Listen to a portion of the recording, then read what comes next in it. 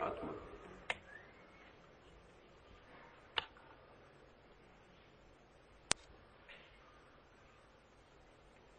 एक मित्र ने पूछा है कि मृत्यु के संबंध में हम सोचें ही क्यों? जीवन मिला है, उसे जिए, तो वर्तमान में जो है उसमें रहें। मृत्यु के विचार को ही हम क्यों बीच में आने दें? उन्होंने ठीक बात पूछी है, लेकिन अगर इतना भी सोचा कि मृत्यु के विचार को क्यों बीच में आने दें, तो भी मृत्यु का विचार आ ही गया है। और अगर इतना भी सोचा कि हम जिए ही, हम मरने के संबंध में सोचे ही ना, तो भी सोचना शुरू हो गया है। मृत्यु इतना बड़ा तथ्य है कि उससे आंखें नहीं चुराई जा सकती। यद्यपि हम जीवन भर यही कोशिश करते हैं कि मृत्यु के संबंध में न सोचें। इसलिए नहीं कि मृत्यु न सोचने जैसी चीज है, बल्कि इसलिए कि सोचने से भी भय लगता है। ये विचार भी प्राणों को कपा जाता है कि मैं मरूंगा। जब मरूंगा तब तो कपाएगा ही। ये विचार भी, बिना मरे भी ये विचार भी मन को पकड़े कि मैं मरूंगा, तो सारे प्राण जड़ों से कब जाते। आदमी निरंतर कोशिश करता रहा है कि मृत्यु को भुलाए, सोचे ना।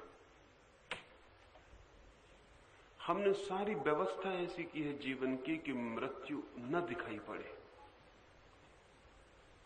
उसको झुठलाने की पूरी कोशिश की, और आदमी ने जो इंतजाम किए हैं वो सफल होते हुए दिखाई पड़े, लेकिन सफल होते नहीं, क्योंकि मृत्यु है। उससे कैसे भागेंगे, कब तक भागेंगे, कहां भागेंगे? और भागते भागते उसमें ही पहुंच जाना है। कहीं भी भागें, किसी भी दिशा में भागें, वहीं पहुंच जाएंगे। और वो रोज करीब आती चली जाती है, सोचें या ना सोचें, भागें या बचें।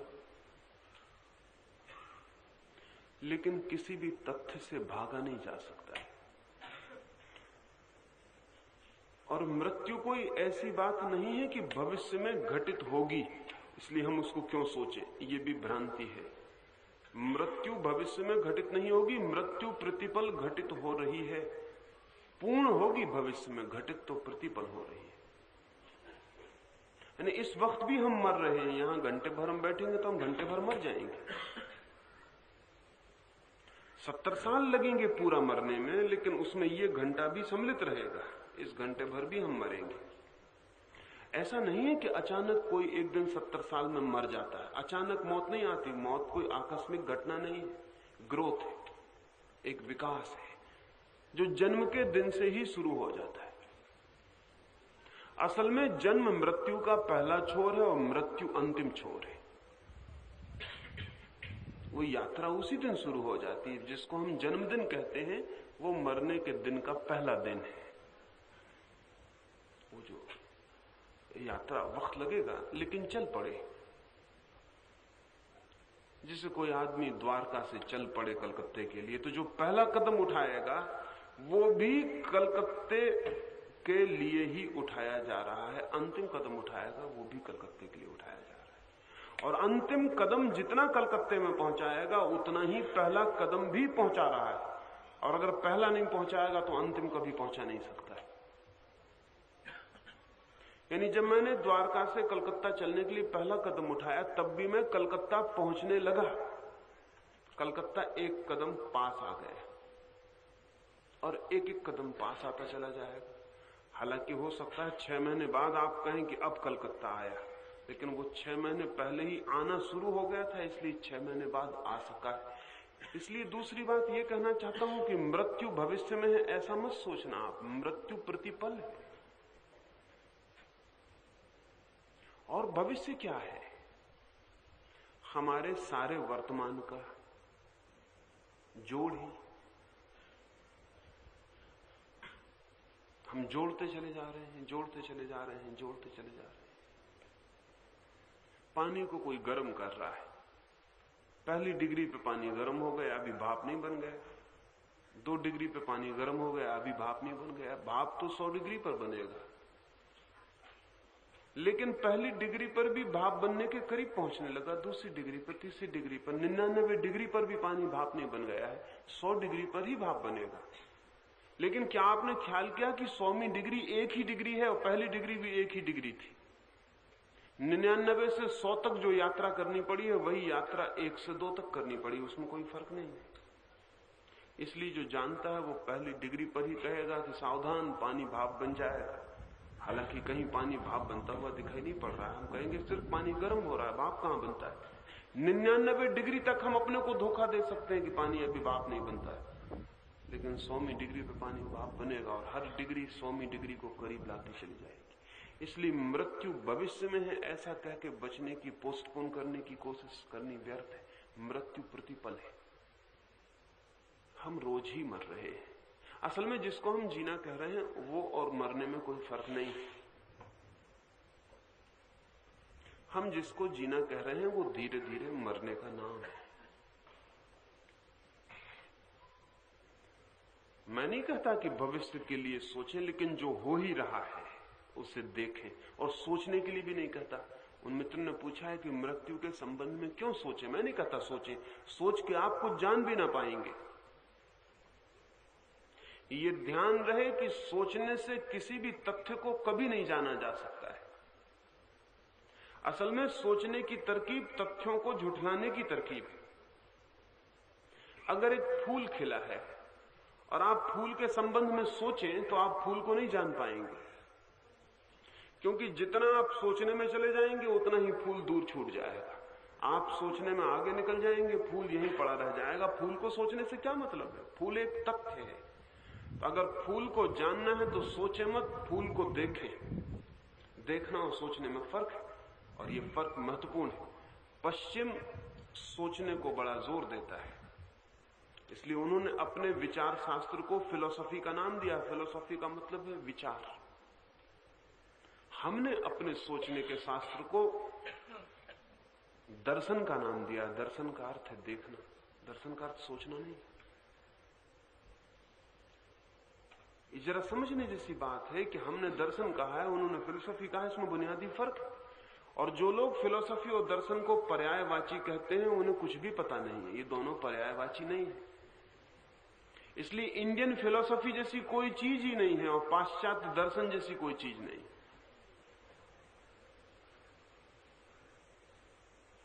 पश्चिम में जो है वो विचार शास्त्र है, मीमांसा है, तर्क है, विश्लेषण है। पूरब ने एक और ही फिक्र की है। पूरब ने यह अनुभव किया कि कुछ तथ्यों को सोचने से जाने नहीं जा सकता, तथ्यों को देखना पड़ेगा, जीना पड़ेगा। जीना और देखने में बड़ा फर्क है। एक आदमी प्रेम के संबंध में सोचता है तो हो सकता है प्रेम के ऊपर शास्त्र लिख सके, लेकिन प्रेमी प्रेम को जीता है, देखता है। हो सकता है शास्त्र न लिख सके। और प्रेमी से अगर कोई पूछने जाए कि प्रेम के संबंध में कुछ कहो तो शायद आंखें उसकी बंद हो जाएं, आंसू बहने लगे और वो कहे मत कहो मत कहो। कैसे कह सकता हूं? मत पूछो। प्रेम के संबंध में क्या कह सकता हूं? और जिसने प्रेम पर सोचा है वो प्रेम पर घंटों समझा है, लेकिन प्रेम के कण भर का उसे पता ना हो। सोचना और देखना दो विभिन्न प्रक्रियाएं हैं। तो मैं ये नहीं कह रहा हूं कि मृत्यु के संबंध में सोचेंगे तो आप मृत्यु को कभी ना जान सकेंगे, देखना पड़ेगा। यानी मैं ये कह रहा हूं कि मृत्यु तो ये रही खड़ी, आपके भीतर खड़ी है, इसे देखना पड़ेगा। ये जिसे मैं कह रहा हूं ये मर रहा है पूरे वक्त। इस मरने की घटना को देखना पड़ेगा, इस मरने की घटना को जीना पड़ेगा, इस मरने की घटना को स्वीकार करना पड़ेगा कि मैं मर रहा हूं, मैं मर रहा हूं, मैं मर रहा हूं। झुठलाने की हम बहुत कोशिश करते हैं, हजार तरकीबें हमने निकाली हैं झुठलाने की। सफेद हो गए बाल को खिजाब लगा सकते हैं, लेकिन उससे कुछ मौत झुठला नहीं जाती। तो आती खिजाब लगे हुए बाल के भीतर भी बाल सफेद ही है, वो मौत आनी शुरू हो गई है, वो आएगी ही। उसे हम कैसे झुठलाएंगे? उससे हम कितना ही झुटलाते चले जाएं, इससे कोई फर्क नहीं पड़ता, उसकी गति चल रही है। हाँ, इतना ही फर्क पड़ सकता है कि हम उसे जानने से वंचित रह जाएं। और मैं ये कह रहा हूं कि जो अभी मृत्यु को ही न जान पाया वो जीवन को कैसे जानेगा। मैं ये कह रहा हूं कि मृत्यु तो परिधि पर है, जीवन केंद्र पर है। अगर परिधि को ही न जाना तो केंद्र को हम कैसे जानेंगे? और अगर परिधि से ही भाग खड़े हुए तो केंद्र के पास तो कभी पहुंच ही ना पाएंगे। क्योंकि जिस घर की बाहर की बाउंड्री की दीवार से मैं डर गया और भाग खड़ा हुआ, उस घर के भीतर के भवन में कैसे प्रवेश करूंगा? मृत्यु है बाहर का घेरा और जीवन है मृत्यु के केंद्र में स्थापित मंदिर। उस बाहर के घेरे से हम भागे रहते हैं तो हम जीवन से भी भाग जाते हैं। जो मृत्यु को जानेगा वो धीरे धीरे मृत्यु के वस्त्रों को हटा के जीवन को भी जानने लगेगा।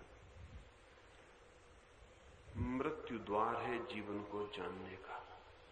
इसलिए मृत्यु से बचे कि जीवन से भी बचे।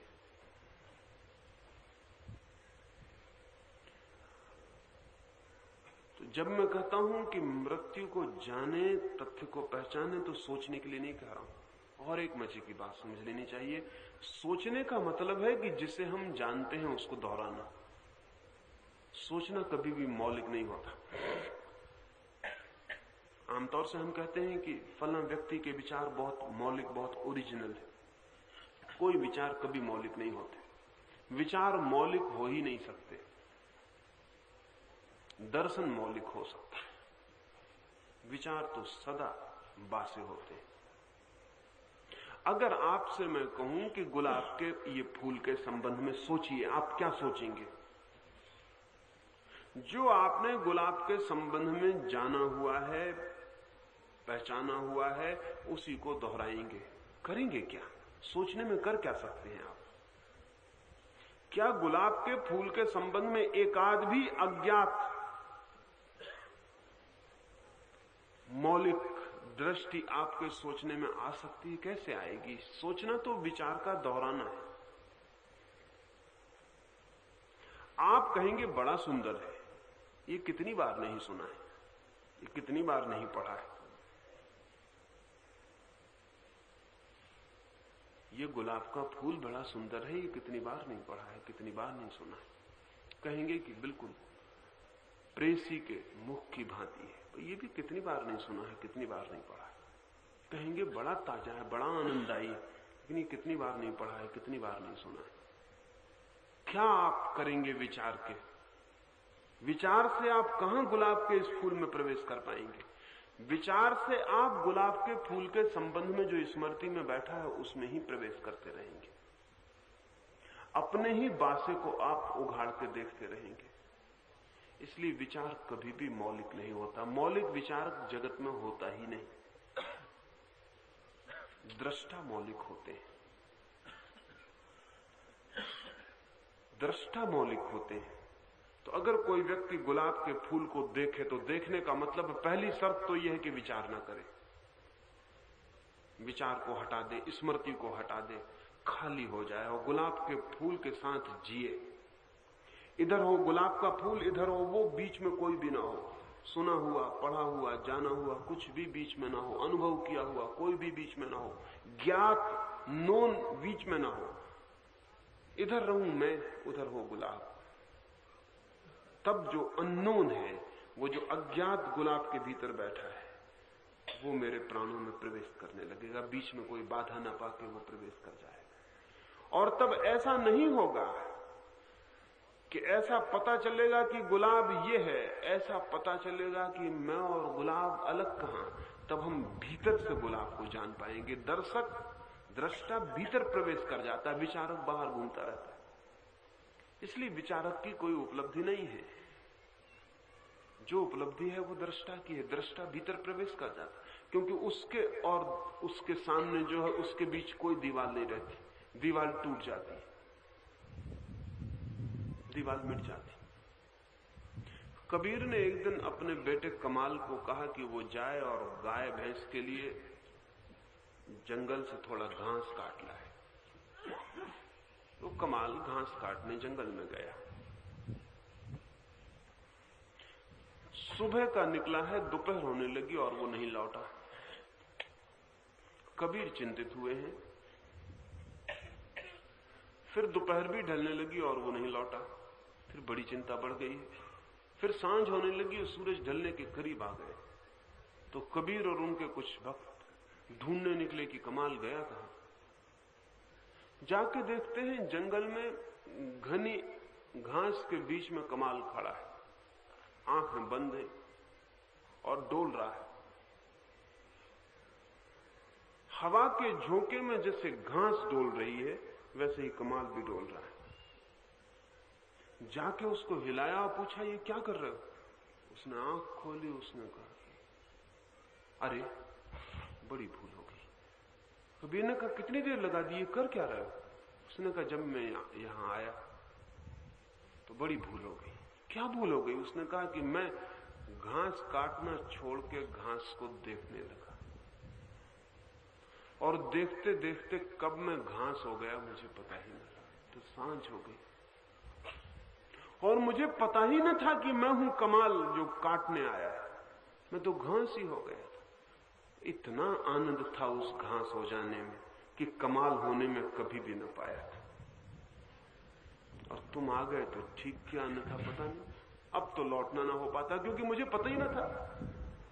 हवाएं घास को नहीं हिला रही थी, मुझे हिला रही थी और ये तो बात ही खत्म हो गई थी। काटने वाला और कटने वाला समाप्त हो गया था। ये कमाल ने कहा कि बड़ी भूल हो गई, मैं देखने में लग गया। ये बड़ी भूल नहीं हो गई, ये बड़ी अद्भुत बात हो गई। और जब भी कोई देखने में लग जाए तो बात एकदम बदल जाती है। हम कुछ भी नहीं देखते। कभी आप अपनी पत्नी को देखा है? कभी अपने बेटे को देखा है? जिनके साथ आप वर्षों से जी रहे हैं, कभी उन्हें देखा है?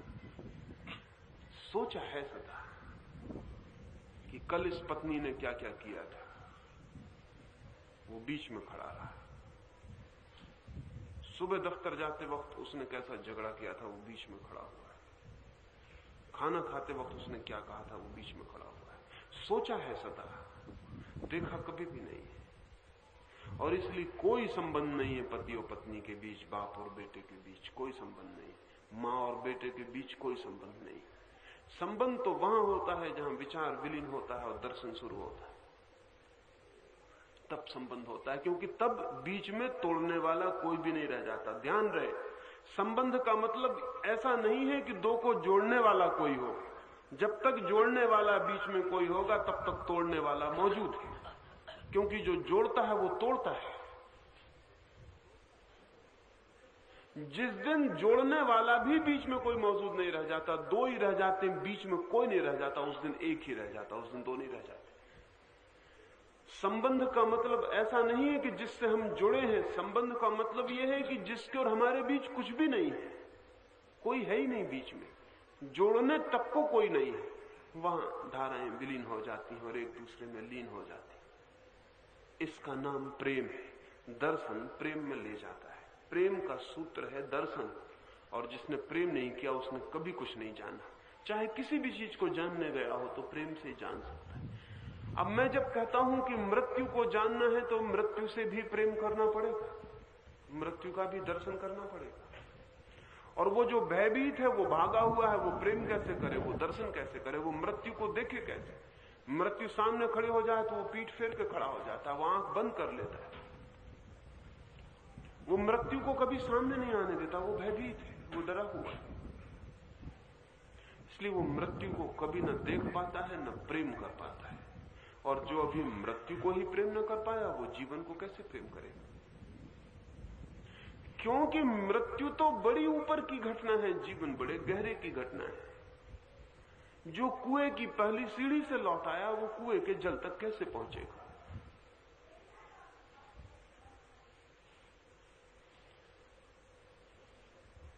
इसलिए मृत्यु को तो जीना पड़ेगा, जानना पड़ेगा, देखना पड़ेगा, प्रेम करना पड़ेगा, उसके साथ आंख मिलानी पड़ेगी।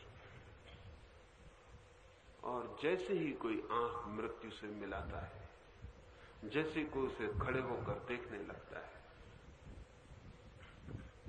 जैसे ही कोई उसमें प्रवेश कर जाता है, वो हैरान होता है कि कितना बड़ा रहस्य छिपा है मृत्यु में, कि जिसे हम मृत्यु जान के भागते थे, उसके भीतर परम जीवन का स्रोत छिपा है। इसलिए मैं कहता हूं मरे स्वेच्छा से, ताकि जीवन को पहुंच सके। जीसस का एक अद्भुत वचन है। जीसस ने कहा है कि जो अपने को बचाएगा वो मिट जाएगा, और जो अपने को मिटाएगा उसको मिटाने वाला कोई भी नहीं। जो अपने को खो देगा वो पा लेगा, और जो अपने को बचाएगा वो खो जाएगा। एक बीज अगर अपने को बचाने में लग जाए तो सिर्फ सड़ेगा, और क्या होगा। और एक बीज अगर अपने को मिटा दे जमीन में और खो जाए तो वृक्ष बन जाए। बीज की मृत्यु वृक्ष का जीवन बन जाती है। और बीज अगर अपने को बचाने लगे और कहे कि मैं डरता हूं, मैं मर नहीं सकता हूं, मैं खो नहीं सकता हूं, मैं अपने को क्यों खोऊं, तो फिर बीज सड़ेगा, फिर बीज भी ना रह जाएगा। वृक्ष होना तो बहुत दूर है। हम डर के सिकुड़ जाते हैं, मौत से डर के हम सिकुड़ जाते हैं। मैं यहां एक बात और कहना चाहता हूं जो आपके ख्याल में कभी ना आई होगी।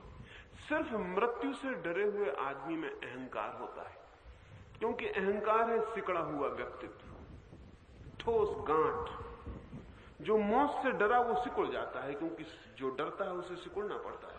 जो सिकुड़ता है वो गांठ बन जाता है, भीतर एक कॉम्प्लेक्स बन जाता है। मैं का जो भाव है वो मौत से डरे हुए आदमी का भाव है। और जो आदमी मौत में उतर जाता है, जो उससे डरता नहीं, भागता नहीं, उसको जीने लगता, उसका मैं विलीन हो जाता है, उसका अहंकार विलीन हो जाता है। और जब अहंकार विलीन हो जाता है तो जीवन ही रह जाता है, जीवन ही रह जाता है। इससे हम ऐसा भी कह सकते हैं कि सिर्फ अहंकार ही मरता है, आत्मा नहीं मरती। और हम चूंकि अहंकार ही बने रहते हैं इसलिए मुश्किल हो जाती है। अहंकार ही मर सकता है, उसकी ही मृत्यु है, क्योंकि वो झूठ है, उसे मरना ही पड़ेगा। और हम उसी को पकड़े हुए हैं। जैसे समझ लें कि सागर में एक लहर उठ रही है, अभी पीछे सागर लहर ले रहा है, उसमें एक लहर उठी। अगर लहर लहर की तरह बचना चाहे तो नहीं बच सकती, मरेगी ही। लहर लहर की तरह कैसे बच सकती, मरेगी ही। हां, एक रास्ता है कि बर्फ बन जाए, फ्रोजन हो जाए, सिकुड़ जाए, ठोस हो जाए, तो बच सकती है। अगर लहर बर्फ हो जाए तो बच सकती है, लेकिन उस बचने में भी लहर गई, बर्फ रह गए, बंद, टूटा हुआ। ध्यान रहे, लहर टूटी नहीं है, सागर से एक है, लेकिन बर्फ टूट जाता है सागर से, वो अलग हो गए। बर्फ सख्त हो गया, फ्रोजन हो गया, सिकुड़ गया, जम गया। तो लहर तो सागर के साथ एक थी, लेकिन बर्फ का टुकड़ा अगर हो जाए तो बच तो जाएगी, लेकिन सागर से टूट जाएगी। और कितनी देर बची रहेगी, बचेगी कितनी देर। जो जमा है वो पिघलेगा। गरीब लहर जरा जल्दी पिघल जाएगी, अमीर लहर जरा देर से पिघलेगी। और क्या फर्क होगा। जरा बड़ी लहर होगी तो जरा देर लगेगी सूरज की रोशनी को उसे पिघलाने में, छोटी लहर होगी जल्दी पिघल जाएगी। इतनी फर्क लगेगा, समय का ही फर्क हो सकता है। पिघलेगी पिघलेगी और रोएगी, चिल्लाएगी, क्योंकि जैसी पिघलेगी वैसी मिटेगी। लेकिन लहर अगर लहर की तरह अपने को खो ही दे और नीचे उतर के जान ले कि सागर है, तो फिर लहर को मिटने का सवाल ही मिट जाता है। फिर वो मिटे तो है, ना मिटे तो है, क्योंकि वो जानती ही नहीं कि मैं लहर हूं, तो वो जानती है कि मैं सागर हूं। तब जब सब लहर खो जाती है तब भी वो है, तब वो विश्राम में है। और जब लहर उठती है तब वो श्रम में है। और श्रम से विश्राम कम सुखद नहीं है, ज्यादा ही सुखद है। एक श्रम का होना है, एक विश्राम का होना है। जिसे हम संसार कहते हैं वो श्रम का होना है, और जिसे हम मोक्ष कहते हैं वो विश्राम पूर्ण होना है। ऐसे ही जैसे लहर है, हवाओं से टकराती, लड़ती, परेशान, और फिर लहर सो गई है। अब भी है, जो था वो अब भी है, अब वो सागर में, लेकिन विश्राम में।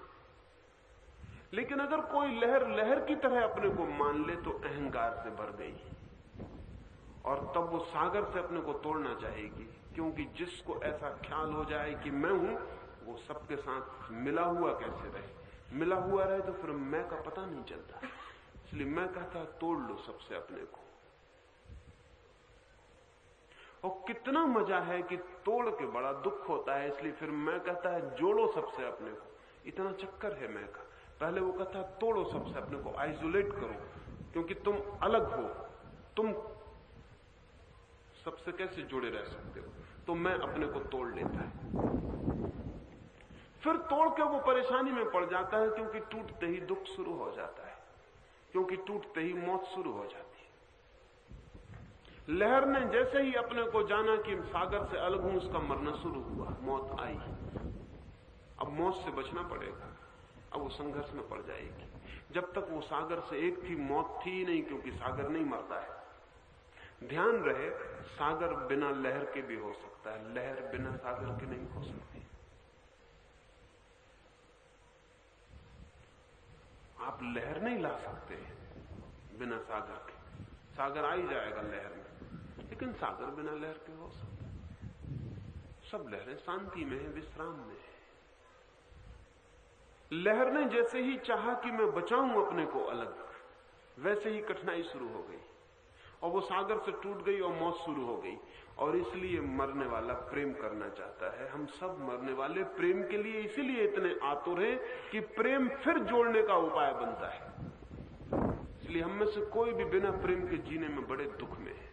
प्रेम चाहिए, कोई प्रेम ले, कोई प्रेम दे, और जिस व्यक्ति को प्रेम न मिले उसकी बड़ी मुश्किल हो जाती। मगर हमने कभी सोचा कि प्रेम का मतलब क्या है? यानी प्रेम का मतलब यह है कि वो जो हमने विराट से छोड़ दिया है नाता, अब उसको हम फिर टुकड़े टुकड़े में जोड़ने की कोशिश कर रहे हैं। इसलिए एक प्रेम तो वो है जिसमें हम टुकड़े टुकड़े से जोड़ने की कोशिश कर रहे हैं, उसका नाम प्रेम है। और एक प्रेम वो है जहां हमने तोड़ने की कोशिश बंद कर दी, उसका नाम प्रार्थना है। इसलिए प्रार्थना जो है पूर्ण प्रेम का नाम है। उसका मतलब बहुत भिन्न है। उसका मतलब ये नहीं कि हम एक एक टुकड़े से जोड़ने की कोशिश कर रहे हैं, उसका मतलब हमने तोड़ना बंद कर दिया। लहर ने कहा कि मैं सागर हूं, अब वो हर लहर से अपने को जोड़ने की कोशिश नहीं कर रही। और ध्यान रहे, लहर खुद ही मरी जा रही, पड़ोस की लहरें भी मरी जा रही। अगर लहर ने लहर से संबंध जोड़ने की कोशिश की तो मुश्किल में पड़ जाने वाली है। इसलिए जिसको हम प्रेम कहते हैं वो अत्यंत दुखदायी है, क्योंकि लहर लहर से संबंधित होने की कोशिश कर रही। ये लहर भी मर रही है, वो लहर भी मर रही, दोनों लहरें मर रही, और दोनों लहरें इस आशा में दूसरे से जुड़ रही है कि शायद जुड़ने से हम बच जाएं। इसलिए प्रेम को हम सुरक्षा बना रहे हैं। इसलिए कोई अकेला रहने में डरता है। पत्नी चाहिए, पति चाहिए, बेटा चाहिए, मां चाहिए, भाई चाहिए, मित्र चाहिए, समाज चाहिए, संगठन चाहिए, राष्ट्र चाहिए। ये सब अहंकार की चेष्टाएं हैं जिसने तोड़ लिया है। फिर वो जोड़ने की कोशिश में लगा हुआ, लेकिन सब जोड़ने की कोशिश मौत ला रही है, क्योंकि जिससे हम जुड़ रहे हैं वो भी इतना ही मरण से घिरा हुआ, इतने ही अहंकार से घिरा हुआ है। और मजे की बात यह है कि वो हमसे जुड़ के अमर होना चाहता, हम उससे जुड़ के अमर होना चाहते हैं, और दोनों मरण धर्म है। कैसे अमर हो सकते हैं? मौत दुगनी हो सकती है, अमृत बिल्कुल नहीं हो सकता। इसलिए दो प्रेमी कितनी आशा करते हैं कि प्रेम अमर हो जाए, दिन रात गीत गाते हैं, अनंत काल से कविताएं लिख रहे हैं कि प्रेम अमर हो जाए। वो अमर होने की आकांक्षा दो मरण धर्मा मिलकर कैसे कर सकते हैं? दो मरण धर्मा मिलेंगे तो सिर्फ मौत दुगनी होती और कुछ भी नहीं होता। कैसे कुछ और हो सकता है? और दोनों पिघलते जा रहे हैं, और दोनों गिरते जा रहे हैं, और दोनों मिटते जा रहे हैं। इसलिए दोनों भयभीत हैं, चिंतित हैं। लहरें अपने संगठन बनाए हुए हैं, वो कहती है हमें बचना है। राष्ट्र बनाए हुए, हिंदू मुसलमान संप्रदाय बनाए हुए, लहरें अपने संगठन बनाए हुए, और सब संगठन मिट जाने वाले हैं, क्योंकि नीचे सागर ही एकमात्र संगठन है। और सागर का संगठन बिल्कुल और बात है। उसका मतलब ये नहीं कि लहर अपने से सागर को जोड़ लेती है, उसका ये मतलब लहर जानती है मैं अलग ही नहीं हूं। इसलिए कहता हूं मैं कि धार्मिक व्यक्ति का कोई संगठन नहीं होता, न कोई परिवार होता है, न उसका कोई मित्र होता है, न उसका कोई पिता है, न कोई भाई है। जीसस ने कुछ बड़े कठोर शब्द कहे। असल में उतने कठोर शब्द भी केवल वही लोग कह सकते हैं जो प्रेम को उपलब्ध हो गए। जिनका प्रेम कमजोर है वो कठोर शब्द भी तो नहीं कह सकते। जीसस ने एक दिन बाजार में खड़े हैं, बहुत लोग भीड़ लगाए हुए खड़े हैं, और जीसस की मां मरियम उनसे मिलने आई। तो भीड़ में लोग उसे रास्ता दे रहे हैं और कोई चिल्ला रहा है, रास्ता दो, जीसस की मां आ रही है, रास्ता दो, जीसस की मां को भीतर आने दो। तो जीसस भीतर से चिल्लाते हैं कि अगर जीसस की मां को रास्ता दे रहे हो तो देना ही मत, क्योंकि जीसस की कोई मां नहीं। मरियम एकदम चौंक कर खड़ी हो गई और जीसस उस घिरे हुए लोगों से कहते हैं कि जब तक तुम मां बाप को न मिटा पाओ तब तक मेरे पास ना आ सकोगे। जब तक तुम्हारी मां है, जब तक तुम्हारे पिता हैं, जब तक तुम्हारे भाई हैं, तुम्हारी पत्नियां हैं, तब तक तुम मेरे पास ना आ सकोगे। बड़ा कठोर। हम सोच भी नहीं सकते कि जीसस जैसा प्रेम से भरा हुआ आदमी ये कहेगा कि कोई मेरी मां नहीं है। कौन मेरी मां?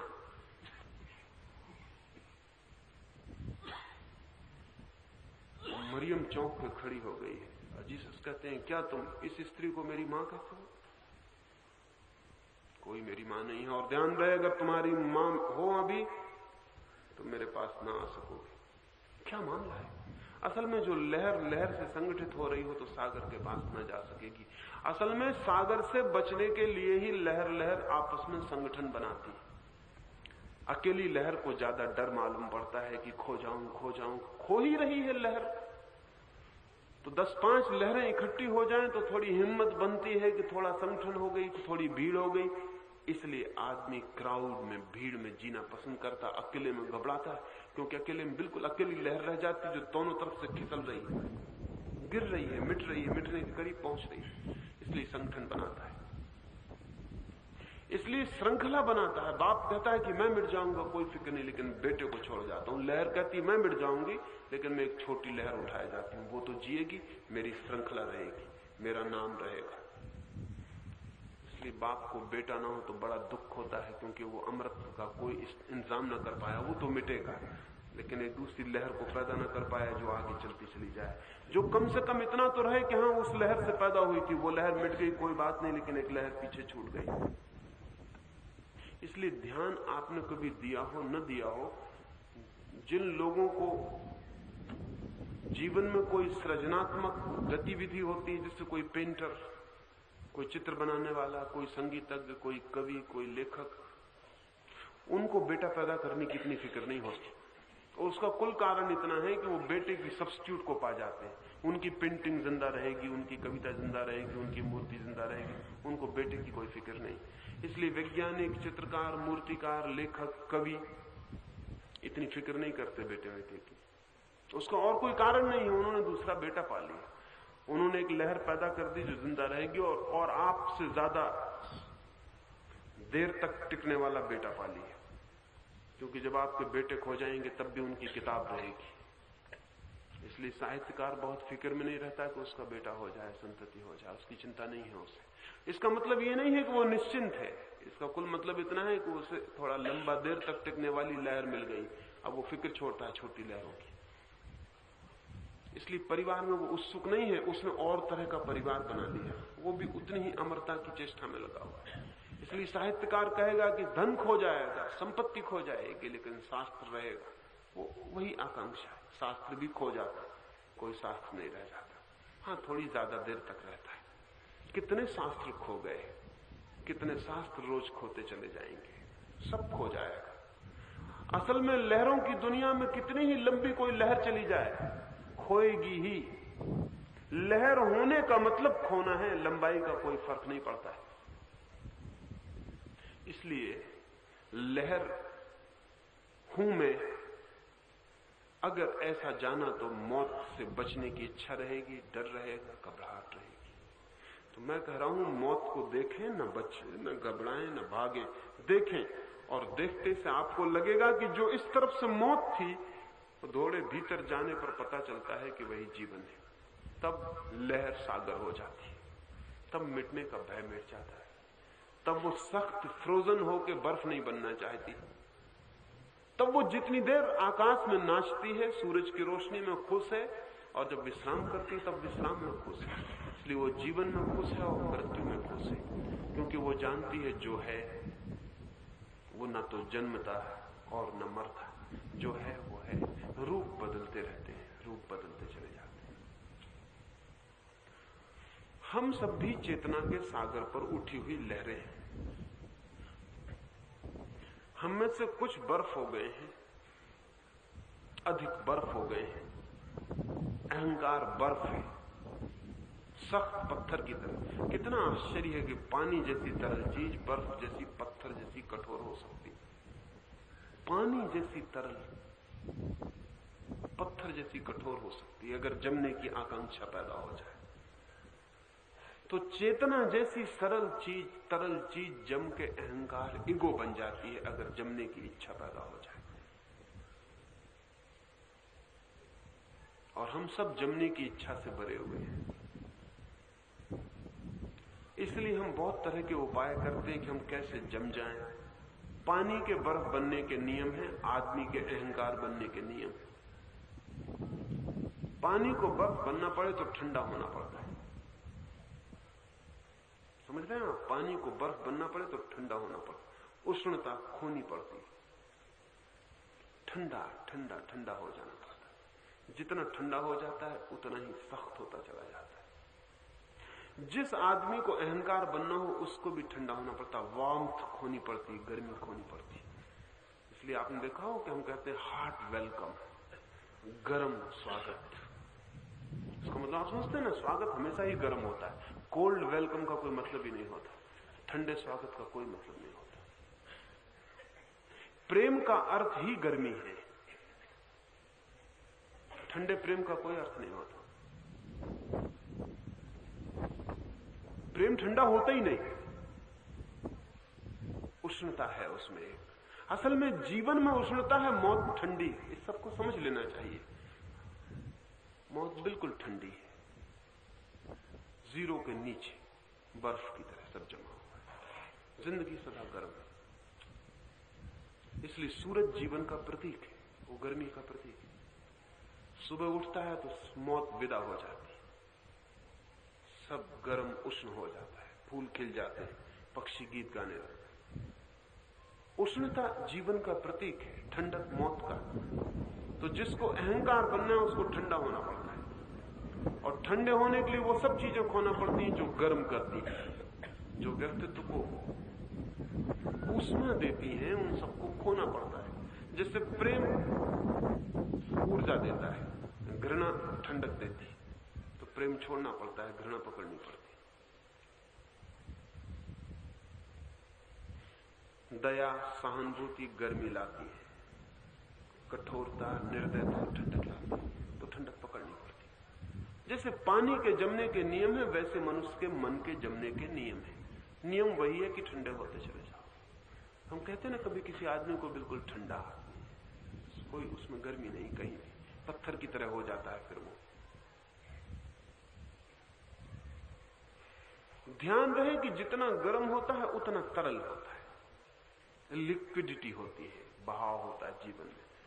तब वो दूसरों में भी प्रवेश कर जाता है, दूसरे उसमें प्रवेश कर जाते हैं। लेकिन ठंडा तो सख्त हो जाता है, फिर किसी में प्रवेश नहीं होता, सब तरफ से क्लोजिंग हो जाती है, सब तरफ से बंद हो जाता है। न उसमें कोई प्रवेश कर सकता, न उसका किसी में प्रवेश हो सकता। अहंकार जमी हुई बर्फ है और प्रेम पिघल गया पानी है, बह गया पानी। मौत से जो डरेगा, मौत से जो भागेगा, ये बड़े मजे की बात है कि मौत से जो डरेगा और भागेगा वो ठंडा होता चला जाए। क्योंकि डर कहीं मैं मर न जाऊं, कहीं टूट न जाऊं, मिट न जाऊं, सिकोड़ेगा, सख्त हो जाएगा, मजबूत हो जाएगा। मैं एक मित्र के घर में कुछ दिन तक रहता था। बड़े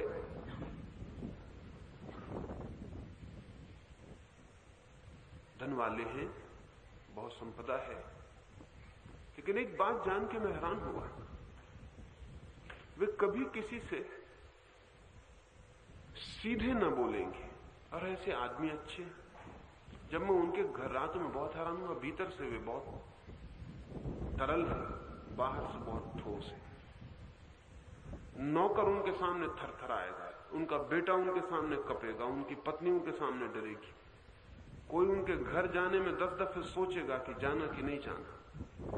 द्वार पर भी खड़े होकर डर के ही घंटी बजाएगा कि भीतर प्रवेश करना कि नहीं।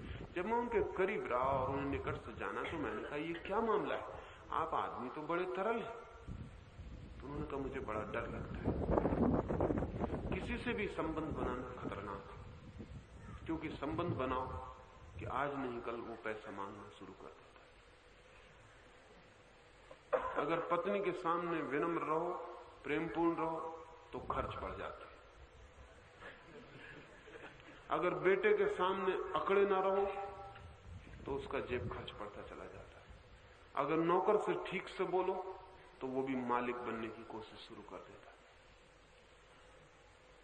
तो एक ठोस दीवार चारों तरफ खड़ी करनी पड़ती है, कोल्डनेस की, ठंडेपन की, कि पत्नी भी डरे, बेटा भी बाप के सामने जाने से डरे। और कितने बाप नहीं किए हुए। सच तो यह है कि शायद ही किसी घर में ऐसा हो कि बाप और बेटे कभी बैठ के प्रेम से मिलते हो, शायद ही। बेटे को जब रुपए चाहिए तब वो जाता है, और बाप को जब कोई उपदेश देना है तब वो बेटे को मिलना है। तो कोई मिलना नहीं होता, मिलन ही नहीं होता। बाप और बेटे के बीच कोई मिलन ही नहीं है, क्योंकि बाप डरा हुआ है तो ठोस दीवार खड़ी किए हुए, बेटा भी भयभीत, वो भी बच के निकलता रहता है। कहीं कोई तालमेल नहीं होता। वो जितना जो व्यक्ति डरेगा उतना ठोस हो जाएगा। सुरक्षा के लिए जिसने सिक्योरिटी की फिक्र की वो ठोस हो जाएगा, क्योंकि तरल में बड़ा डर है, इनसिक्योरिटी है। इसलिए हम प्रेम करने में भी बड़े डरते हैं और बड़ा पक्का जांच पड़ताल कर लेते हैं तब प्रेम करते हैं। यानी जिस आदमी से कोई डर नहीं फिर हम प्रेम करते हैं। इसलिए तो हमने विवाह ईजाद किया कि पहले विवाह कर लो, पहले सब इंतजाम कर लो, फिर प्रेम। क्योंकि प्रेम खतरनाक है, प्रेम तरल चीज है, कोई भी व्यक्ति में प्रवेश हो सकता है। राह चलते आदमी से प्रेम करना खतरनाक है, क्योंकि हो सकता है रात में सब सामान उठा के ले जाए। इसलिए पहले पक्का पता लगा लो कि आदमी कौन है, क्या है, इसके माँ बाप कहां के हैं, इसका चरित्र कैसा है, इसमें गुण क्या है, सब इंतजाम कर लो, सामाजिक पूरी सुरक्षा कर लो, फिर घर में लाओ।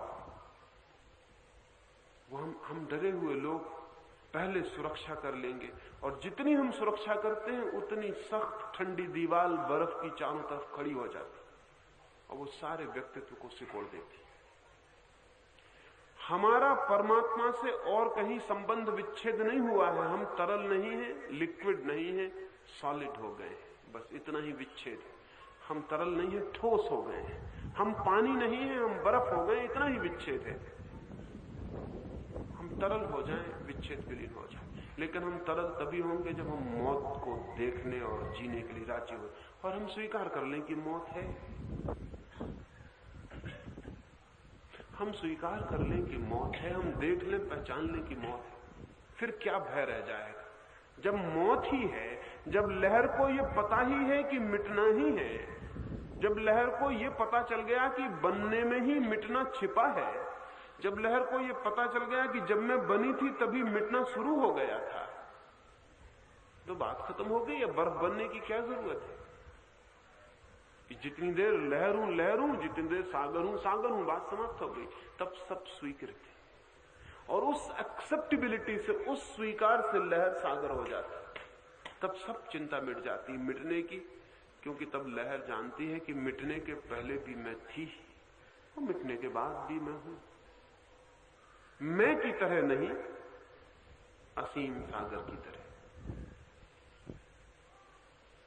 और लाओत्से ने कहा है मरते समय, किसी ने लाओत्से से पूछा कि आप अपने जीवन के कुछ रहस्य बता दें, तो लाओत्से ने कहा पहला रहस्य तो ये कि मुझे जिंदगी में कोई कभी हरा नहीं सका। शिष्य बड़े उत्सुक हो गए, उन्होंने कहा ये तो आपने हमें कभी बताया नहीं, जीतना तो हम भी चाहते हैं, हमें तरकीब बताइए। लाओत्से ने कहा तुम भूल कर गए, मैंने कुछ और कहा था। मैंने कहा था मुझे कोई हरा नहीं सका, और तुम पूछते हो जीतना तो हमें भी है। दोनों बातें बिल्कुल उल्टी हैं, एक सी लगती हैं भाषा कोश में। शब्द की दुनिया में इनका एक ही अर्थ है कि जो नहीं हारा मतलब जीता।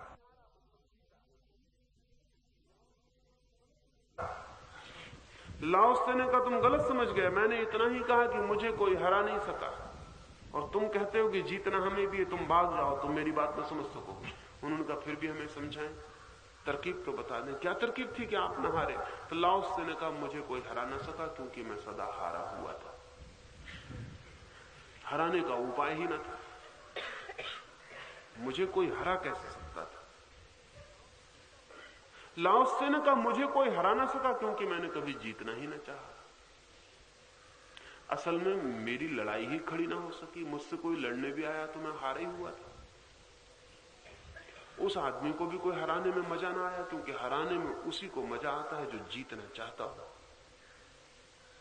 जो जीतने नहीं चाहता उसको हराने में क्या मजा आएगा? असल में किसी के दूसरे के अहंकार को मिटाने में मजा आता है, क्योंकि उसको मिटाने में हमारा अहंकार मजबूत होता है। लेकिन अगर कोई मिटा ही हुआ है तो उसको मिटाने में क्या मजा आएगा? हमारे अहंकार को उससे कोई स्फूर्ति नहीं मिलती। दूसरे के अहंकार को जितना हम तोड़ पाते हैं उतना हमारा अहंकार मजबूत होता है। दूसरे का टूटा अहंकार हमारे अहंकार की मजबूती, स्ट्रेंथ बनता है। लेकिन अब एक आदमी टूटे हुआ है, अगर समझ लें कि कोई किसी को मैं हराने जाऊं, उसे गिराऊं, इसके पहले वो लेट जाए, इसके पहले मैं उसकी छाती पे बैठूं, वो मुझे बुला के बिठा ले, तब क्या हालत हो जाए? तब ये हालत हो जाए कि वहां से भागना पड़े कि अब क्या किया जाए, और वो आदमी हंसने लगे और वो कहे कि बैठो, आराम से बैठो, कहां भागे चले जाते? तो मूड कौन हो जाए? मूड वो हो जाए जो उसकी छाती पे बैठ गए और वो आदमी हंसता रहे और उसकी हंसी जिंदगी भर गूंजती रहे। तो लाओत्से ने कहा जब मुझे कोई हराने आया मैं फौरन गिर गया और मैंने कहा मेरे ऊपर बैठ जाओ। ऊपर ही बैठने आए हो ना, तकलीफ ना करो, परेशान मत हो, मेहनत मत उठाओ, आओ ऊपर बैठ जाओ। उसने अपने शिष्यों से कहा कि लेकिन तुम दूसरी बात पूछते हो, तुम इसलिए पूछते हो कि ऐसी कोई तरकीब बताओ जिसमें कि हम जीत जाएं। अगर तुमने जीतने की सोची तो तुम हारोगे। जीतने की सोचने वाला हारता ही है।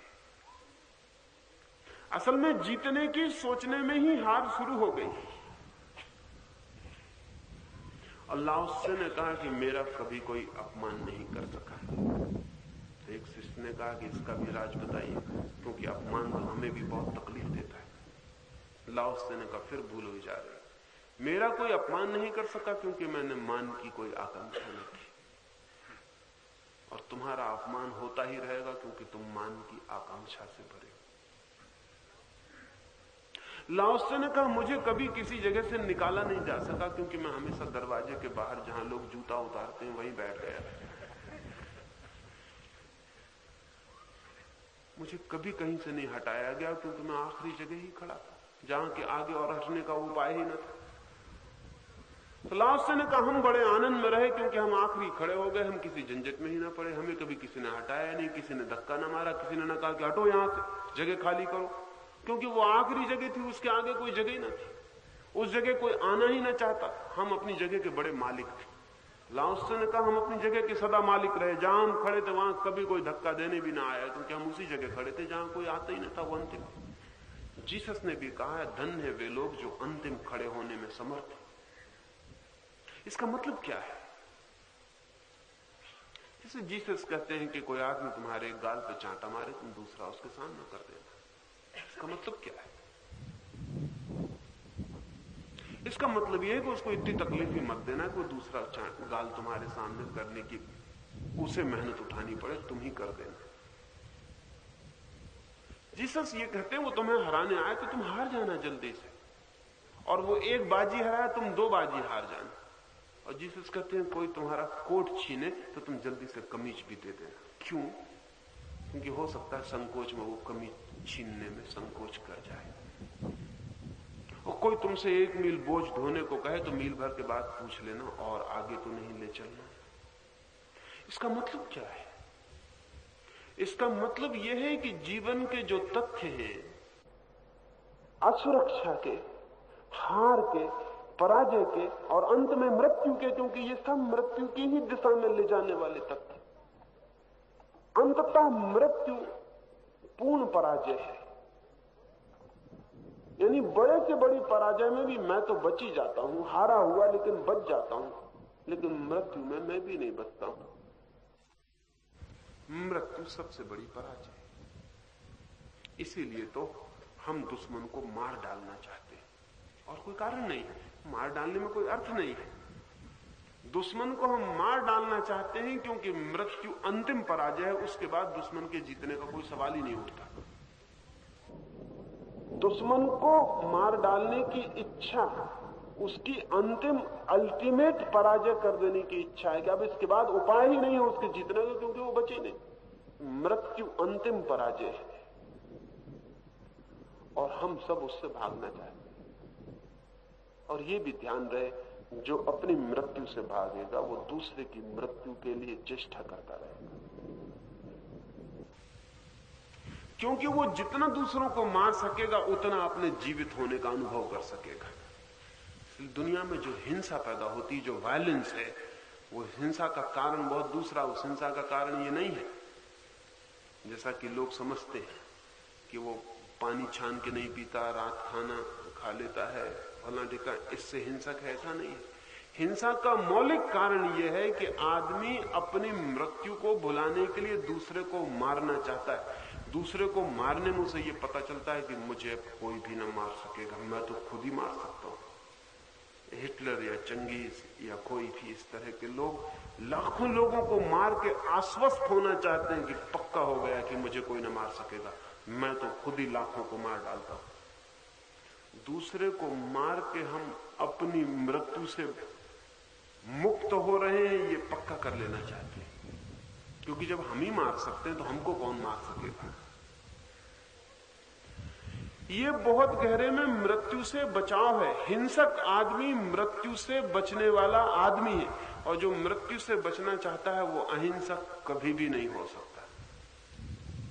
अहिंसक सिर्फ वही हो सकता है जो कहता है मृत्यु स्वीकार है, क्योंकि मृत्यु जीवन का एक तथ्य है, वो है, उससे अस्वीकृति हो ही नहीं सकती। उससे भागोगे कहां, जाओगे कहां। सूरज उगा है, उसी वक्त डूबना शुरू हो गया है। सूर्यास्त उतना ही सत्य है जितना सूर्योदय। सिर्फ दिशाओं का फर्क है। सूर्यास्त में सूर्य वहीं पहुंच जाता है जहां सूर्योदय में उठा था। सिर्फ दिशाओं का फर्क है। इधर पूरब था, उधर पश्चिम, इधर जन्म था, उधर मौत। एक उदय है, एक अस्त है। उदय के साथ ही अस्त छिपा है, उदय में ही अस्त छिपा है, जन्म में ही मृत्यु छिपी है। ऐसा जो जान लेता है, फिर वो अस्वीकार करने का उपाय ही नहीं रह जाता, उपाय का सवाल भी नहीं, तब वो स्वीकार कर लेता है। जीता है, देखता है, जानता है, स्वीकार कर लेता है। स्वीकार करते ही क्रांति घटित हो जाती है। जिसको मैं कह रहा हूं मृत्यु पर विजय, उसका मतलब है कि जैसे ही किसी ने स्वीकार किया वो हंसने लगता है, क्योंकि तब पता चलता है मृत्यु तो है ही नहीं, सिर्फ खोल थी, ऊपर की जो बंद थी और मिटती थी, भीतर की धारा तो सदा थी। सागर सदा था, लहर बनती थी और मिटती थी। सौंदर्य सदा था, फूल बनते थे, बिखरते थे।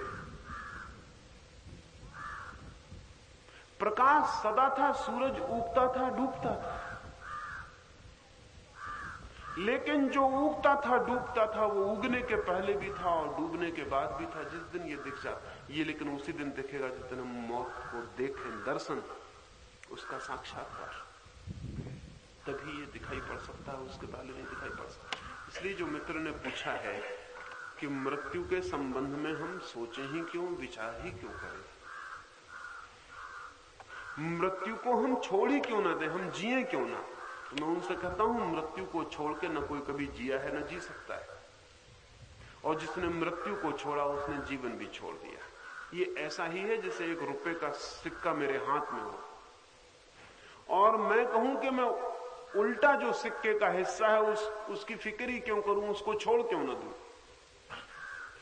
अगर मैं उल्टे सिक्के को छोड़ दूं तो सीधा सिक्का भी मेरे हाथ से चला जाएगा, क्योंकि वो एक ही सिक्के के दो पहलू। ऐसा नहीं हो सकता कि सिक्के का एक पहलू मैं बचा लूं और एक फेंक दूं सड़क पर, ऐसा कैसे हो सकता है? दूसरा पहलू उसी के साथ बच जाएगा। और अगर एक को मैं फेंकूंगा तो दोनों फेंक जाएंगे और एक को मैं बचाऊंगा तो दोनों बच जाएंगे। असल में वो दोनों एक के ही दो पहलू, वो एक ही चीज की दो बाजुएं हैं। जन्म और मृत्यु एक ही जीवन के दो पहलू हैं, दो बाजुएं। और जिस दिन ये दिखाई पड़ जाता है उस दिन मृत्यु का दंश चला जाता है, न मरने का विचार भी चला जाता है कि नहीं मरना चाहिए।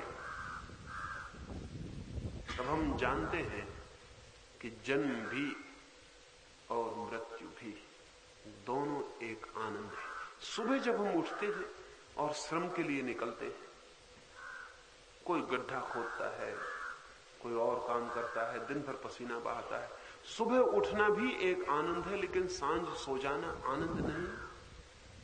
किसने कहा? अगर कुछ पागल दुनिया में पैदा हो जाएं और लोगों को समझाएं कि सोना मत, तो फिर सुबह का जागना भी बंद हो जाएगा, क्योंकि जो नहीं सोएगा वो जाग भी नहीं पाएगा, फिर जीवन ही बंद हो जाएगा। कोई सोने से डराने लगे, कहे कि देखो सुबह जागने में इतना आनंद आता था, सोने में सब खराब हो जाए।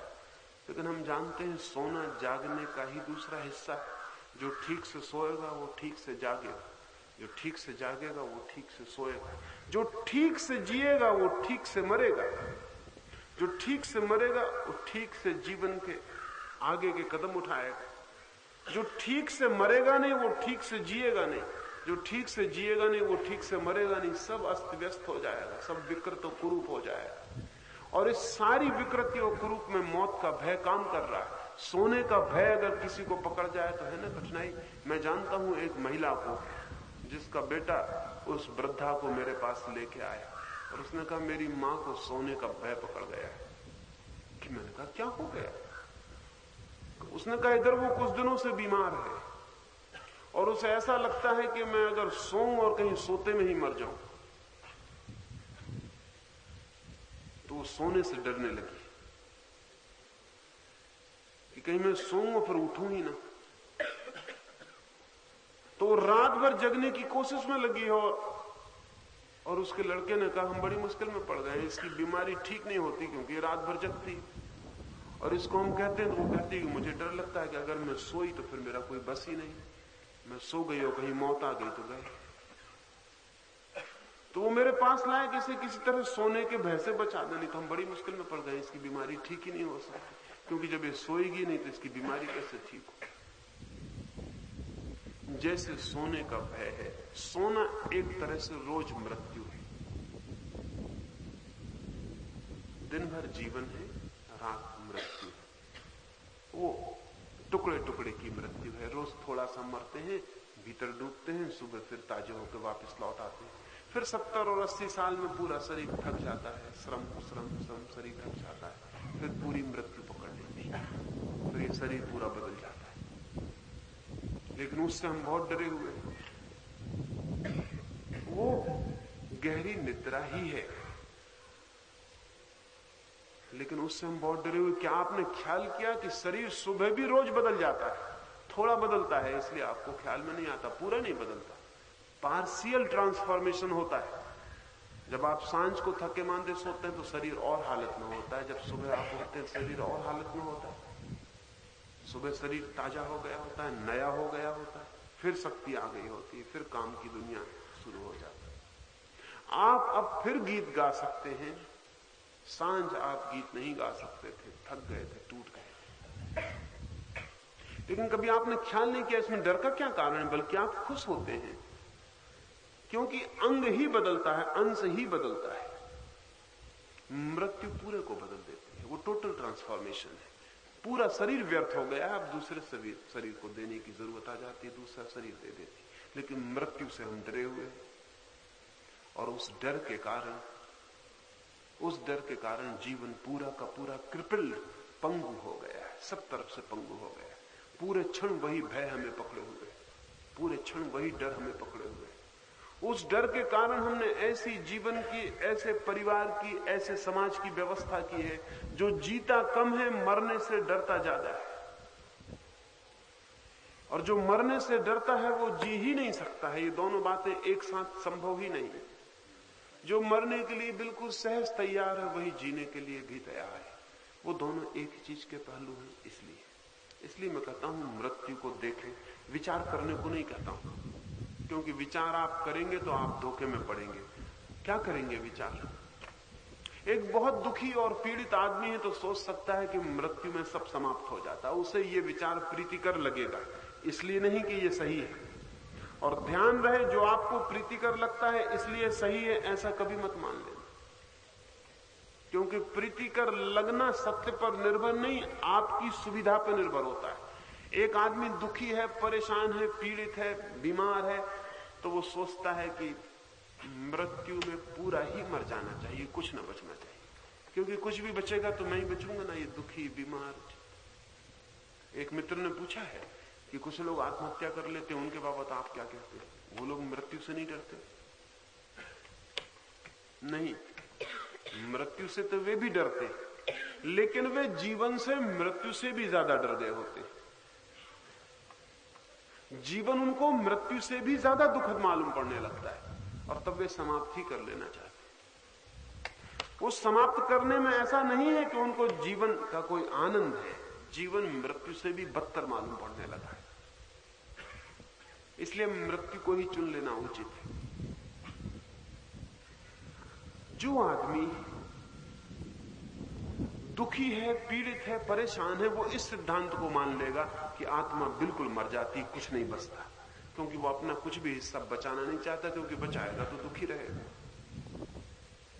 जो आदमी मृत्यु से भयभीत है और अपने को बचाना चाहता, वो ये सिद्धांत स्वीकार कर लेता है कि आत्मा अमर है। ये सब कन्वीनियंस है हमारी, इसमें हमारा ज्ञान नहीं है, हमारी सुविधा का ध्यान है, हमें जो सुविधापूर्ण लगता है। इसलिए जिंदगी में कई दफे सिद्धांत बदल जाते हैं। जवानी में आदमी नास्तिक होता है, बुढ़ापे में आस्तिक हो जाता है,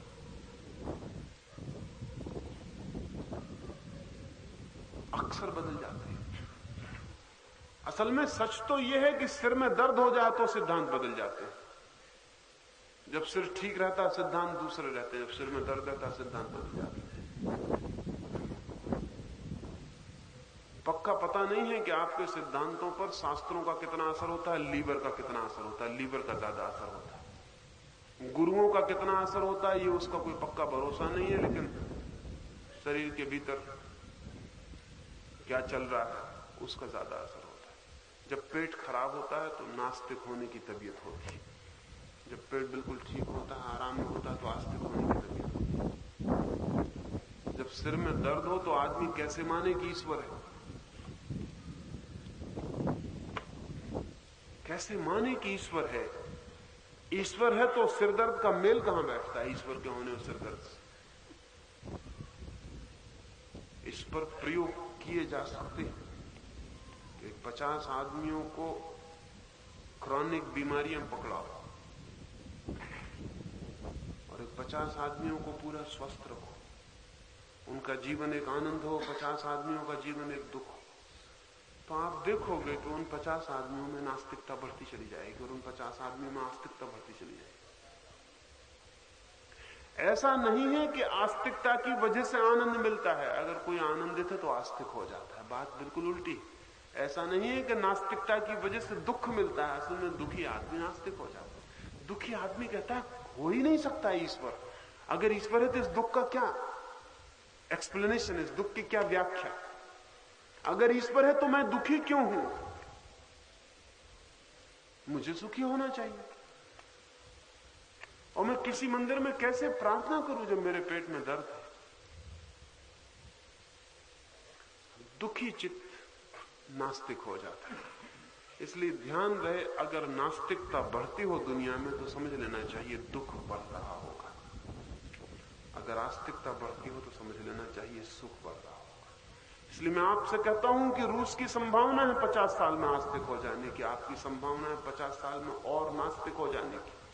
सिद्धांतों से कुछ नहीं होता कि रूस में मार्क्स की किताब चलती है और आपको महावीर की किताब चलती है, इससे कोई फर्क नहीं। महावीर और मार्क्स की किताब 2 कौड़ी का फर्क नहीं ला सकती। रूस में अगर सुख बढ़ता चला गया तो 50 साल में आस्तिकता वापस लौट आएगी, मंदिरों में घंटियां बजने लगेंगी, वो सुखी चित्त बजाता है, दिए जलने लगेंगे, वो सुखी चित्त जलाता है, प्रार्थनाएं होने लगेंगी, सुखी चित्त प्रार्थना करता है, भगवान को धन्यवाद दिया जाने लगेगा, सुखी चित्त किसी को धन्यवाद देना चाहता है। और जब किसको दे, क्योंकि भीतर के सुख के लिए कोई कारण नहीं दिखाई पड़ता, तब वो अज्ञात को धन्यवाद देता है कि उसी के कारण होगा। दुखी चित्त क्रोध प्रकट करना चाहता है और जब कोई कारण नहीं दिखाई पड़ता तो किसको क्रोध प्रकट करे, तो वो अज्ञात के प्रति नाराजगी से भर जाता है। वो कहता है वो जो अननोन है, वो जो अज्ञात है परमात्मा, उसी की वजह सब गड़बड़, या तो वो है ही नहीं या पागल हो गया है। मैं आपसे ये कह रहा हूं कि हमारी आस्तिकता, हमारी नास्तिकता, हमारे सिद्धांत सब हमारी स्थितियों की सुविधाओं के फल है। जो व्यक्ति मृत्यु से भागेगा वो कोई सिद्धांत पकड़ लेगा, जो मरना चाहेगा वो कोई सिद्धांत पकड़ लेगा, लेकिन इनमें से कोई भी मृत्यु को जानने के लिए उत्सुक और आतुर नहीं। सुविधा और सत्य में बड़ा फर्क है। अपनी सुविधा का बहुत विचार मत करना, और विचार सदा सुविधा का ही होता है। दर्शन सत्य का होता है, विचार सुविधा का होता है। अभी एक आदमी कम्युनिस्ट है और भारी शोरगुल मचाता है कि क्रांति होनी चाहिए और गरीब को संपत्ति मिलनी चाहिए और संपत्ति का विभाजन होना चाहिए। जरा कोशिश करें, उसको एक कार दे दें, एक बड़ा बंगला दे दें, एक अच्छी पत्नी दे दें, और 15 दिन बाद देखें कि वो आदमी सब बदल गया। वो कहता कम्युनिज्म वगैरह सब बेकार की बात है। क्या हो गया इस आदमी को? इसको हो क्या गया? कन्वीनियंस जो थी वही विचार था। इसमें सुविधा थी उस दिन कि संपत्ति बढ़ जाए, अब इसमें असुविधा है कि संपत्ति बढ़ जाए, क्योंकि अब संपत्ति बढ़ेगी तो ये कार भी बटेगी, इसकी ये बंगला भी बटेगा। जिस व्यक्ति को सुंदर स्त्री नहीं मिली, वो कह सकता है कि स्त्रियों का भी कम्युनिज्म चाहिए। सुंदर स्त्रियों पर कुछ लोग कब्जा क्यों करें? स्त्रियां सबकी होनी चाहिए, इसका भी ख्याल है लोगों को। इसके प्रस्तावना देने वाले लोग पृथ्वी पर हैं जो कहते हैं कि आज संपत्ति कल स्त्री, और इसमें भूल भी नहीं है, क्योंकि स्त्री को संपत्ति आप मानते ही रहे, वो भी संपत्ति तो है। अगर आज हम ये कहते हैं कि एक आदमी बड़े मकान में रहे ये गलत और एक झोपड़े में रहे गलत, तो कल इसमें कठिनाई क्या है कि हम ये कहें कि एक आदमी को सुंदर स्त्री मिल जाए और एक आदमी को सुंदर स्त्री न मिले? ये कैसे संभव? विभाजन बराबर होना चाहिए। इसके खतरे हैं, इसके आज नहीं कल सवाल उठ जाने वाले हैं। जिस दिन संपत्ति वितरित हो जाएगी उसी दिन स्त्री को बांटने का सवाल खड़ा हो जाने वाला है। मगर जिसके पास सुंदर स्त्री है वो कहेगा ऐसा कैसे हो सकता है? क्या बेहूदी बातें हैं, ये बिल्कुल गलत बात है। सुविधा हमारा विचार बन जाती है। हम सब सुविधा से विचार बनाए हुए हैं। हमारे सब विचार हमारी सुविधा के पोषक होते हैं या हमारी असुविधा को मिटाने वाले होते हैं। दर्शन बात और है, दर्शन का सुविधा से कोई संबंध नहीं। इसलिए ध्यान रहे, दर्शन एक तपश्चर्या है। तपश्चर्या का मतलब कि जहां सुविधा का ध्यान नहीं रखना पड़ता, जहां जो है उसे ही जानना पड़ता है, जैसा है उसे ही जानना पड़ता है। तो मृत्यु के तथ्य का दर्शन करना है, विचार नहीं। विचार तो आप अपनी सुविधा से कर लेंगे, जो आपको लगेगा सुविधापूर्ण वो कर लेंगे। सुविधा नहीं है सवाल, मृत्यु क्या है उसे जानना है। जैसी है मेरी सुविधा असुविधा कोई फर्क नहीं लाता, जैसा है वही जानना पड़ेगा। उसे जानते ही व्यक्ति के जीवन में क्रांति घटित हो जाती है, क्योंकि मृत्यु नहीं है। जानते ही पता चलता है कि नहीं है। जब तक नहीं जाना तभी तक पता चलता है। मृत्यु अज्ञान का अनुभव है, अमृत ज्ञान का अनुभव है। कुछ और प्रश्न है, वो रात बात हो सकेगी। अब हम ध्यान के लिए बैठेंगे। ध्यान यानी मृत्यु, ध्यान यानी उसमें जाना जो है, जहां हम हैं। इसलिए मरने की तैयारी हो तो ही कोई ध्यान में जाता है, नहीं तो कोई ध्यान में नहीं जाता। थोड़े फासले पर बैठ जाएं।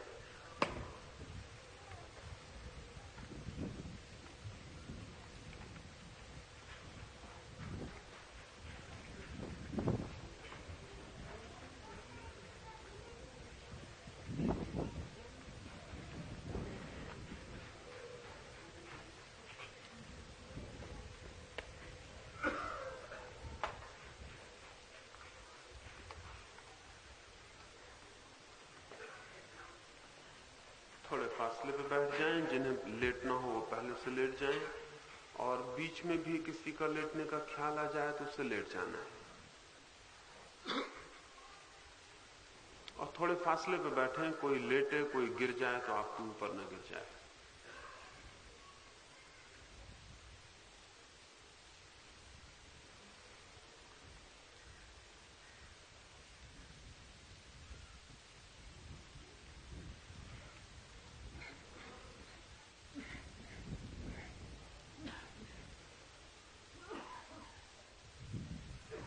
आंख बंद कर लें, आंख ढीली छोड़ दें और पलक बंद कर लें। आंख को ढीला छोड़ दें और पलक बंद कर लें।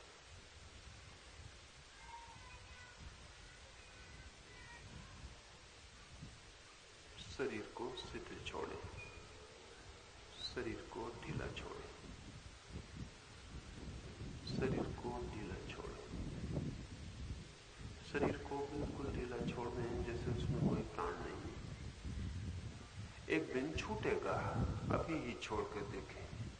एक दिन बिल्कुल छूट जाएगा, रखना भी चाहेंगे प्राण तो नहीं रह सकेगा, तो उसको भीतर सरका लें। प्राण को कहें लौट आओ भीतर, शरीर को ढीला छोड़ दो।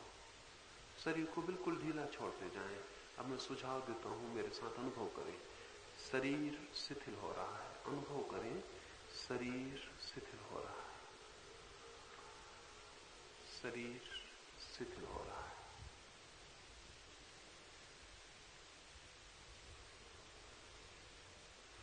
शरीर शिथिल हो रहा है, शरीर शिथिल हो रहा है। ढीला छोड़ते जाएं, भाव करें शरीर शिथिल हो रहा है, शरीर शिथिल हो रहा है, शरीर शिथिल हो रहा है। शरीर शिथिल होता जा रहा है, मरता जा रहा है, मरता जा रहा है। हम भीतर सरकते जा रहे हैं, वहां जहां जीवन है। छोड़ दें, छोड़ दें, लहर को छोड़ दें, सागर में हो जाएं। छोड़ दें शरीर को बिल्कुल, अगर गिरता हो गिर जाए, उसकी चिंता नहीं करें। रोके नहीं, पकड़ न रखें, छोड़ें। शरीर शिथिल हो रहा है, शरीर शिथिल हो रहा है, शरीर शिथिल हो रहा है, शरीर शिथिल हो रहा है। शरीर बिल्कुल शिथिल होता जा रहा है, शरीर शिथिल हो रहा है, शरीर शिथिल हो रहा है। छोड़ दें, जैसे मर ही गया, शरीर बिल्कुल निष्प्राण हो गया। हम भीतर सरक गए हैं, चेतना भीतर सरक गई। शरीर बिल्कुल खोल की तरह रह गया, गिर जाए गिर जाए। शरीर शिथिल हो गया है, शरीर शिथिल हो गया है, शरीर बिल्कुल शिथिल हो गया। श्वास शांत हो रही, श्वास शांत हो रही। श्वास को भी ढीला छोड़ दें, श्वास शांत होती जा रही है, श्वास शांत हो रही है। श्वास से भी पीछे हट जाएं, उससे भी शक्ति भीतर बुला लें। श्वास शांत होती जा रही है, श्वास शांत हो रही है, श्वास शांत हो रही है,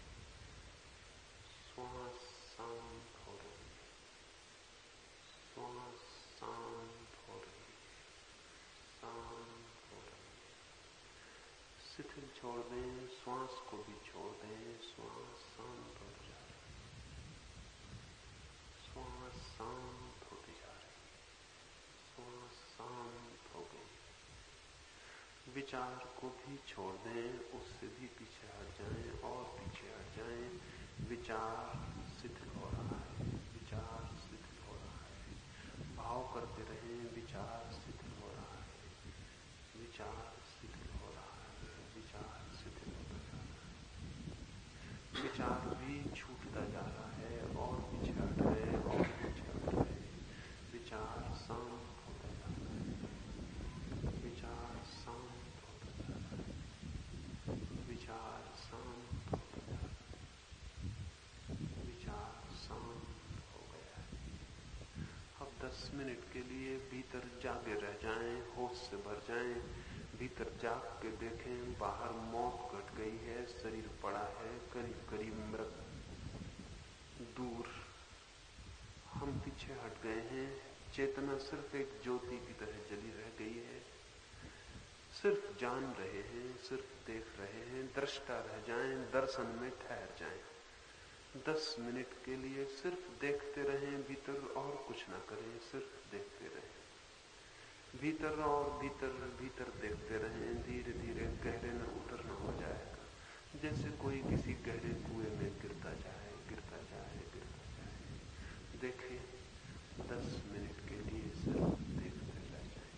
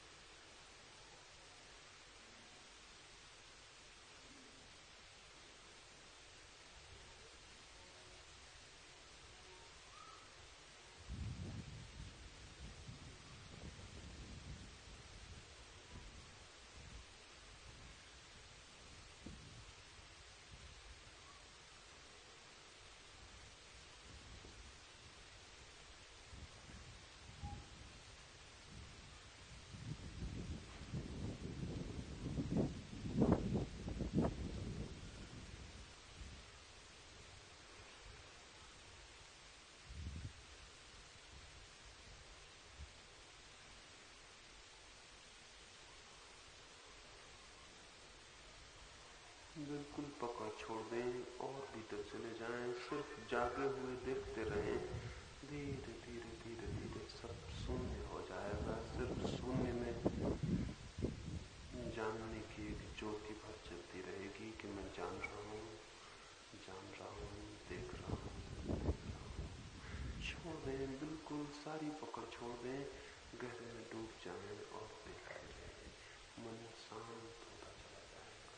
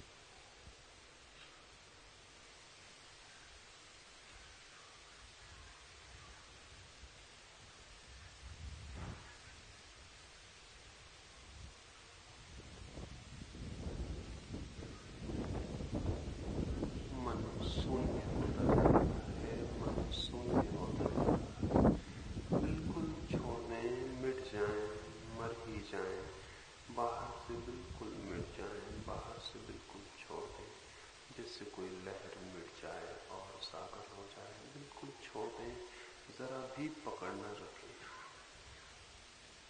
मन शून्य होता जा रहा है, मन शून्य होता जा रहा है, मन शून्य होता जा रहा है, मन बिल्कुल शून्य हो गया।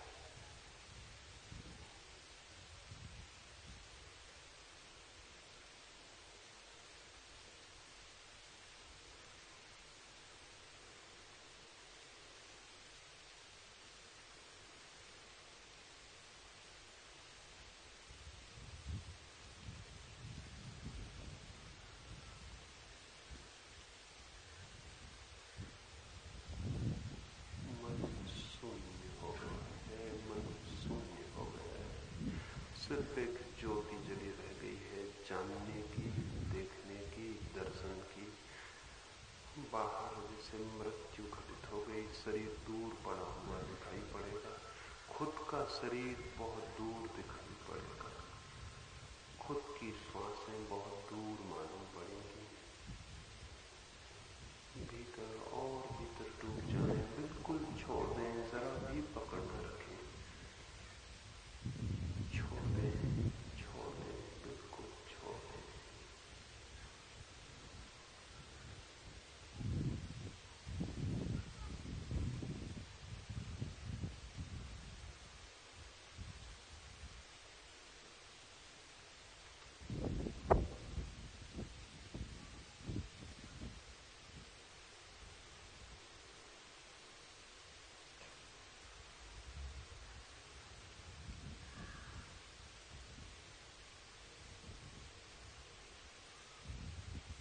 बिल्कुल छोड़ दें, शरीर गिरता हो गिर जाए, बिल्कुल छोड़ दें, शून्य हो जाए, बिल्कुल शून्य हो जाए। मन शून्य हो गया, मन शून्य हो गया। सिर्फ एक जानने की ज्योति भीतर रह गई है और सब शून्य हो गया, सब मिट गया।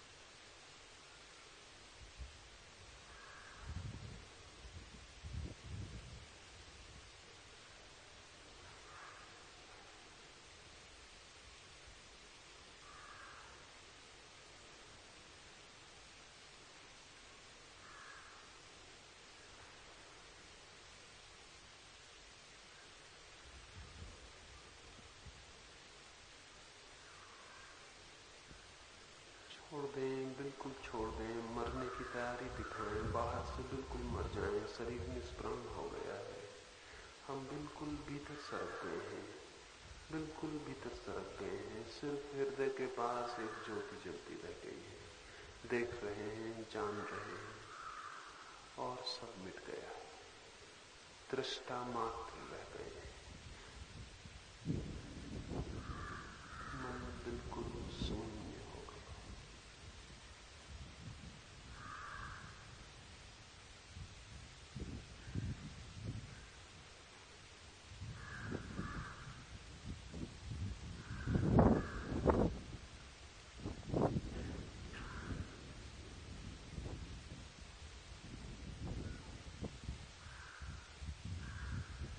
इस शून्य में गौर से देखें, भीतर इस शून्य को गौर से देखें, उसी शून्य में बड़े आनंद की किरण फैल जाएगी, उसी शून्य में बड़े आनंद का प्रकाश हो जाएगा। जैसे कोई झरना फूट पड़े और आनंद ही आनंद बह जाए, रग रग रेसे रेसे में, कण कण में फैल जाए।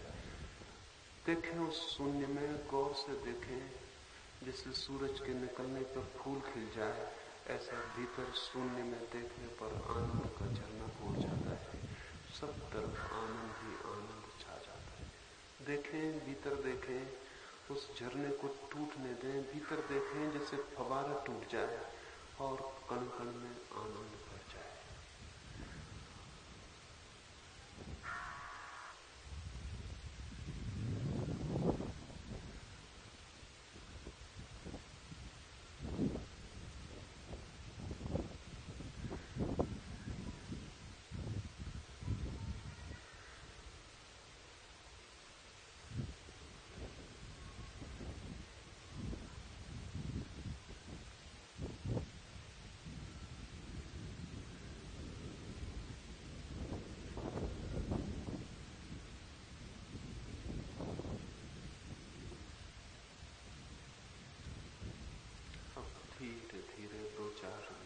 श्वास लें।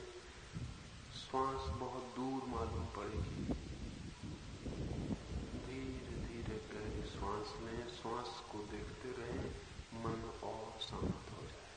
धीरे धीरे 2-4 गहरी श्वास।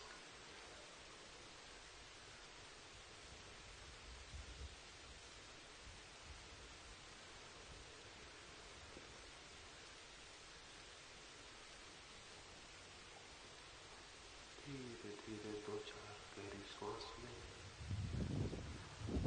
धीरे धीरे 2-4 गहरी श्वास लें। मन और शांत हो जाएगा। मन और शांत हो जाएगा। फिर धीरे धीरे आंख खोलें। धीरे धीरे आंख खोलें।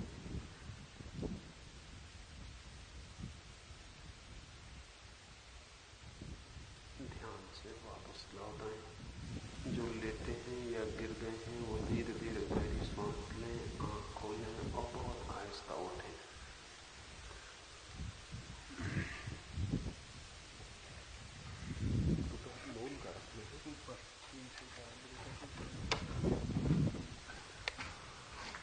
एक थोड़ी सी बात समझ लें। दोपहर 1 घंटा 3 से 4 पूर्ण मौन में बैठना है।